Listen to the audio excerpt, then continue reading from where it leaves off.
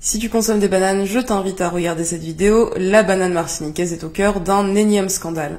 Si tu ne connais pas le scandale du chlordécone, je fais plusieurs vidéos à ce propos. Mais pour faire bref, le chlordécone est un pesticide organochloré, neurotoxique, reprotoxique, cancérigène, mutagène. C'est un perturbateur endocrinien. Ce pesticide contamine nos terres, nos eaux côtières et nos cours d'eau pour 700 ans. La santé des ouvriers et des ouvrières agricoles est qu'une fois de plus mise en danger par les gros planteurs de bananes que j'ai nommés les béquets, c'est-à-dire les descendants des maîtres esclavagistes. Celle des consommateurs et des consommatrices est également en danger et on va en analyser les raisons tout de suite. Le collectif des ouvriers et des ouvrières agricoles empoisonnés par les pesticides de Martinique pour lequel je travaille a consulté les résultats d'analyse des rivières, des ravines et des bassins artificiels dont l'eau sert à alimenter les bacs de lavement dans lesquels sont lavées les bananes avant leur conditionnement et donc leur exportation vers la France et l'Union européenne. Les analyses mettent en lumière que ces eaux contiennent un taux anormalement élevé de chlordécone, puisque je le rappelle, nos cours d'eau sont contaminés par cette molécule pour encore 700 ans, et des résidus de matière fécale.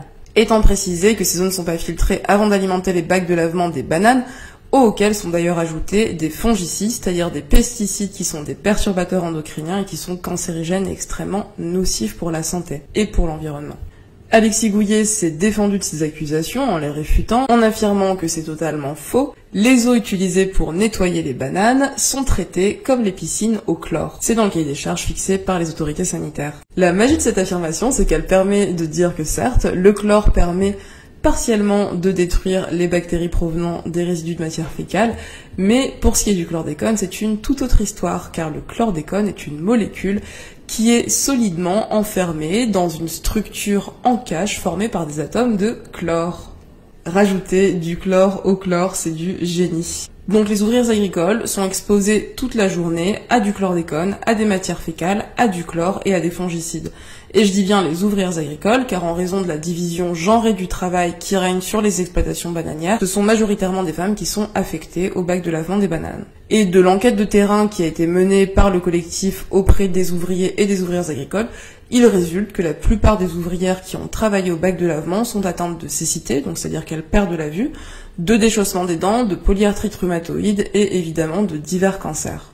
Je précise par ailleurs que le traitement des eaux usées est inexistant, c'est-à-dire que cette eau initialement polluée qui l'est de nouveau par des fongicides est déversée dans les ravines, les rivières et les bassins artificiels dont elle provient. C'est donc un cercle bien peu vertueux.